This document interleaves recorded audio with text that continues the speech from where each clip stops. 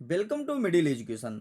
Class 9th वाले बच्चों का बहुत ही ज़्यादा मैसेज रहा था कि प्लीज़ सर, जिस प्रकार से आपने हमारी सामाजिक विज्ञान विषय की तैयारी कराई है, ठीक वैसे ही गणित विषय की तैयारी कराइए। गणित में आपके दो प्रश्न पत्र होते हैं, एक पे होता है बेसिक और दूसरा होता है स्टैंडर्ड। सभी बच्चों को मैसेज रहा था जिसका जो सब्जेक्ट है, कुछ बेसिक लिख रहे हैं एंड कुछ लिख रहे हैं स्टैंडर्ड।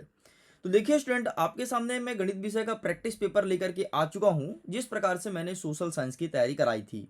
मैं आपको बता देता हूँ कि गणित का एक ही पेपर बनाया जाएगा, चाहे आपका बेसिक हो या स्टैंडर्ड। एक ही पेपर बन रहा है। दोनों पेपर का जो लेवल है वो थोड़ी लो रखा गया है, मतलब मीडियम लेवल का पेपर आएगा, ना तो बहुत ज़्यादा टफ आएगा मैथमेटिक्स का पेपर, ना ही बहुत ज़्यादा सरल आएगा। इसलिए परेशान मत हो। बेसिक और स्टैंडर्ड का एक ही पेपर आपको पढ़ना है और बहुत अच्छे से पढ़ के जाना है। ठीक ऐसे ही क्लास 10th के मैथमेटिक्स का हुआ था कि बेसिक और स्टैंडर्ड का एक ही प्रश्न पत्र आपके स्कूल में बनाया गया था। तो चलिए फटाफट हम स्टार्ट करते हैं अपने वीडियो को और देखते हैं कि इस प्रश्न पत्र में किस प्रकार से क्वेश्चन रखे गए हैं एंड क्या होगा उसका सही आंसर।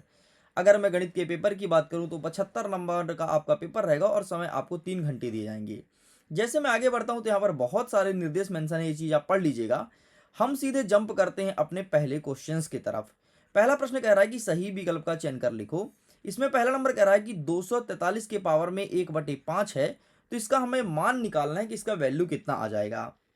हमारे ऑप्शन में 3, 5 और 6, 7 है, तो इसका सही आंसर हो जाएगा option number A, 3 is correct answer. आगे बढ़ते हैं। नेक्स्ट कह रहा है प्रश्न क्रमांक 2, 11 और 33 के बीच कितनी पूर्ण संख्याएं हैं, ये चीज पूछा गया है। तो यहां पर आपको लिखना है 21, अर्थात ऑप्शन नंबर डी, यहां पर 21 पूर्ण संख्याएं हैं। पूर्ण संख्या मतलब क्या होता है, कुछ मत करो, तुम 11 से लेकर के 33 के बीच में जितनी संख्याएं सबको गिन डालो, बस यही पूर्ण संख्याएं हैं। तो क्या पूछा है, बीच में ना, तो बीच में मतलब 12 से स्टार्ट होगा और ये जाएगा आपके 32 तक, बस इतना गिन लो। तो 12 से हो जाएगा, 22 जाओगे तो 10 हो जाएगा, और 10 हो जाएगा मतलब 20 कहलाएगा। ठीक, तो यहाँ पर 33 को भी इंक्लूड करना है, तो इसलिए आपका 21 सही आंसर हो जाएगा। ठीक है, चलो आगे बढ़ते हैं। नेक्स्ट हमारा क्या कह रहा है, तीसरा नंबर, कि दो परिमेय संख्याओं के बीच कितने परिमेय संख्याएं होती है। तो देखो, दो परिमेय संख्या के बीच अनंत परिमेय संख्या हो सकती है, तो यहाँ पर ऑप्शन नंबर बी में टिक करना है। चौथा नंबर कह रहा है सभी परिमेय तथा अपरिमेय संख्या को एक साथ लेने पर संख्याएं का संग्रह होता है। कहने का मतलब है कि अगर तुम सभी परिमेय संख्या और अपरिमेय संख्या को एक बॉक्स में लेकर के डाल दो तो तुम्हें कौन सी संख्या मिलेगी, है ना। जैसे इस बॉक्स में मैं इसमें परिमेय भी डाल दिया और अपरिमेय भी डाल दिया, तो ये कौन संख्या कहलाएगी, तो इसे कहते हैं वास्तविक संख्या, अर्थात ऑप्शन नंबर डी आपका सही उत्तर हो जाएगा। नेक्स्ट हमारा क्वेश्चन है कि 4x के पावर में 4 प्लस 0x के पावर में 3 प्लस 0x के पावर में 5 प्लस 5x प्लस 7 की घात है। देखो घात कितनी, ये चीज पूछा गया है, तो इसको निकालने का बहुत ही आसान तरीका होता है, जिसमें सबसे अधिक घात होता है वो लिख दो। तो देखो, एक इसमें 4 था, इसमें 3 है, इसमें 5 है, सबसे अधिक तो 5 है, तो इसका सही आंसर ऑप्शन नंबर बी हो जाएगा।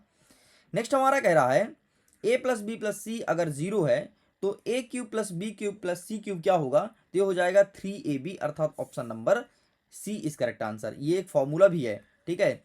a³ प्लस बी³ प्लस सी³ बराबर 3ab, एक सूत्र भी है।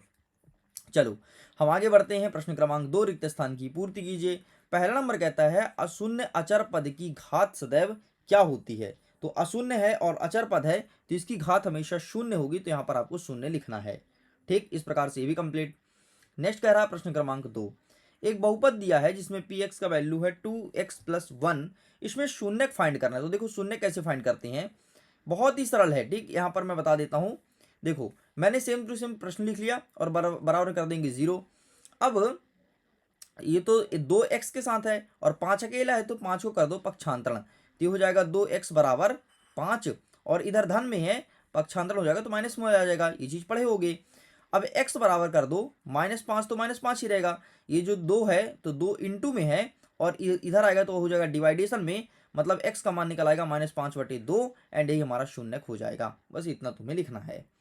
आगे बढ़ते हैं। तीसरा नंबर कहता है कि प्रत्येक वास्तविक संख्या के संगत संख्या रेखा पर एक डैश डैश बिंदु होता है, तो एक अद्वितीय बिंदु होता है, तो यहां पर लिखना है अद्वितीय। ठीक, अद्वितीय बिंदु होता है। नेक्स्ट हमारा कह रहा है कि एक परिमेय संख्या का दशमलव प्रसार क्या होता है। तो परिमेय संख्या का दशमलव प्रकार हमेशा शांत होता है, तो यहाँ पर आपको शांत लिख देना है। नेक्स्ट कहता है एक घन में कितने शीर्ष होते हैं, तो एक घन में 8 शीर्ष होते हैं। अब बोलोगे सर ये भी समझा दो, तो ये भी मैं समझा देता हूँ, रुको जरा। मैं आपको घन का ही फोटो दिखा देता हूँ तो ज़्यादा समझ में आएगा।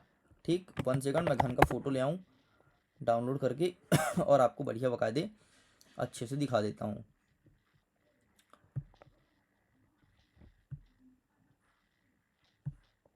क्या हो गया भाई, फोटो क्यों नहीं आ रहा?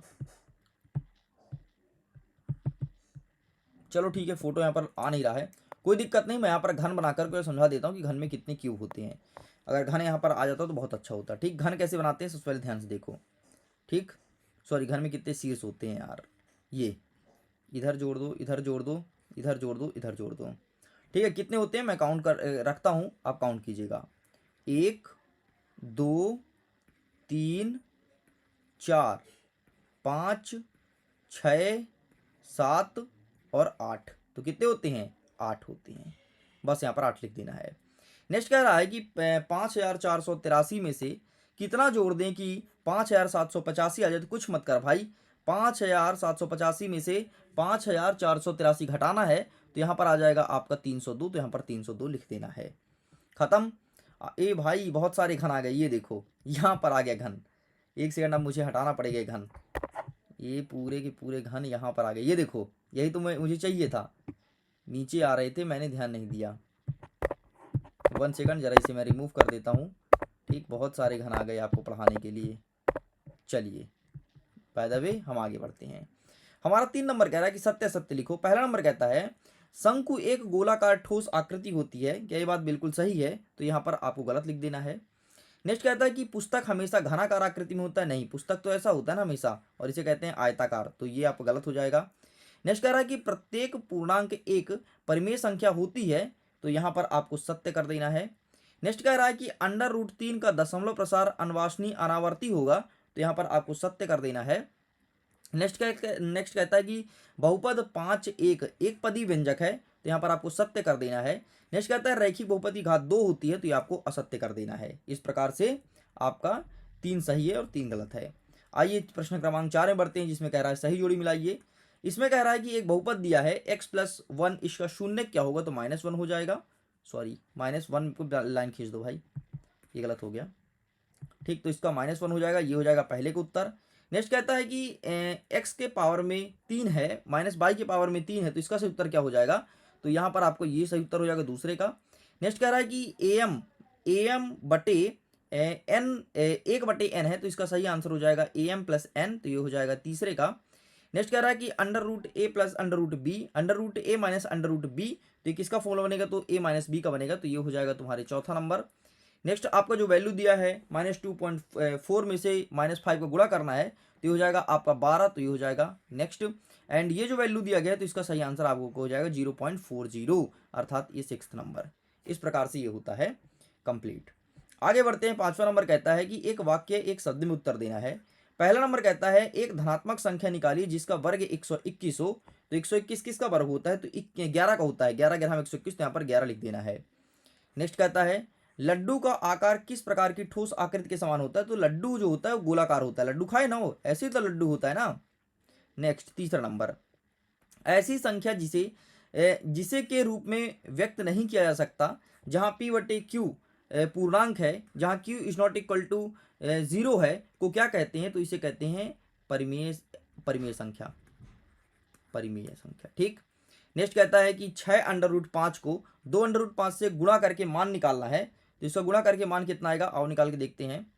6√5 × 2√5 है। ठीक है, तो कुछ मत कर भाई, इसका गुणा कर दे, तो 6 दूनी 12 हो जाएगा, और ये इसका रूट से रूट कट जाएगा, तो ये हो जाएगा 5, मतलब 12 पंचे 60। आपका यहाँ पर उत्तर आ जाएगा 60। बस तुम्हें 60 लिखना है। नेक्स्ट कह रहा है कि ऐसा बहुपद जिसके सभी गुणांक शून्य होते हैं क्या कहलाते हैं? तो उसे कहते हैं शून्य बहुपद। क्या कहते हैं? शून्य बहुपद। नेक्स्ट कह रहा है हमारा क्वेश्चन नंबर 6, एक बहुपद दिया गया है, इसका शून्य क्या होगा? तो इसका शून्य हो जाएगा -1/2। शून्य कैसे निकालते हैं मैंने ऊपर अभी यहाँ पर बताया है, ये देखो यहाँ पर समझाया है ना, ये बस ऐसे तुम्हें निकालना है। आगे बढ़ते हैं। नेक्स्ट कह रहा है प्रश्न हमारा 6 नंबर कि नीचे दिए गए प्रश्नों का हल करके और बॉक्स में लिखना है। ठीक है, यहाँ पर एक बॉक्स बना था, जो कि बॉक्स यहाँ पर अभी मिट गया है, तो यहाँ पर आपको लिखना था। अब देखिए स्टूडेंट, इन सब का आंसर भी मैं लेकर के आया हूँ इस प्रकार से।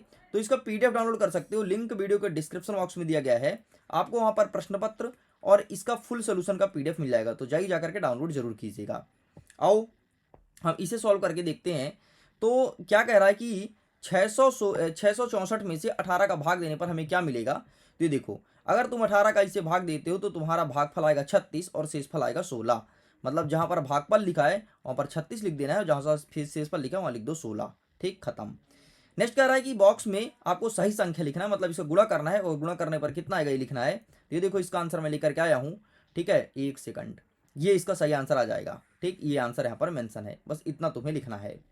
नेक्स्ट कहता है कि 3/4 भाग को छायांकित करो। तो कितने बॉक्स हैं, 1 2 3 4 5 6 7, 7 बॉक्स है, और 3/4 भाग को छायांकित करना है। यहाँ पर थोड़ी गड़बड़ी है, 8 बॉक्स होना चाहिए। ठीक है, तो यहाँ पर 8 बॉक्स होना चाहिए, और 8 में से हम 6 भर देते तो काम हो जाता। तो हम 6 भर देते हैं, 1 2 3 4 5 6।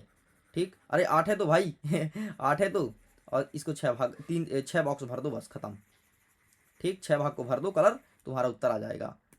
तो मैं कलर इससे भर देता हूँ। ठीक, ये बस इतना तुम्हें छायांकित करना है, 6 कोई भर सकते हो, तुम्हारा आंसर आ जाएगा। नेक्स्ट हमारा कह रहा है प्रश्न क्रमांक इसी का 7 का अथवा, कि जो एक आकृति छायांकित है, ठीक है, इसको भिन्न के रूप में लिखना है। तो गिन लो कितने बॉक्स हैं, 1 2 3 4 5 6, 6 बॉक्स है, और 6 नीचे, तो 12 बॉक्स है कुल। ठीक है, इसमें कितना भरा है, 4 बॉक्स भरा है, तो 4 ऊपर लिख दोगे। जितने कुल रहते हैं वो नीचे लिखा जाता है, जो जितना भरा है वो ऊपर लिख दो, काट पीट दो। 4 1 कम 4, 4 2 8 4 3 12, मतलब 1/3 इसका सही उत्तर आ जाएगा। इस प्रकार से लिखना है। तो चलिए स्टूडेंट्स, जल्दी मिलेंगे नेक्स्ट पार्ट की वीडियो में, जिसमें आगे के क्वेश्चन को अच्छे से करेंगे समझ समझ के। वीडियो बहुत ज़्यादा लॉन्ग ना हो, इसलिए मैं वीडियो को एंड कर रहा हूँ, क्योंकि हमें समझ समझ ही करना है, ताकि एग्जाम में हम टॉप कर सकें। तो मैं वीडियो को एंड करता हूँ। Thanks for watching. पीडीएफ को जाइए डाउनलोड कीजिए, क्योंकि यहाँ से बहुत सारे क्वेश्चन आपके एग्जाम में देखने को मिलेगा, और सेम टू सेम देखने को यही क्वेश्चन मिलने वाला है। Okay, bye bye.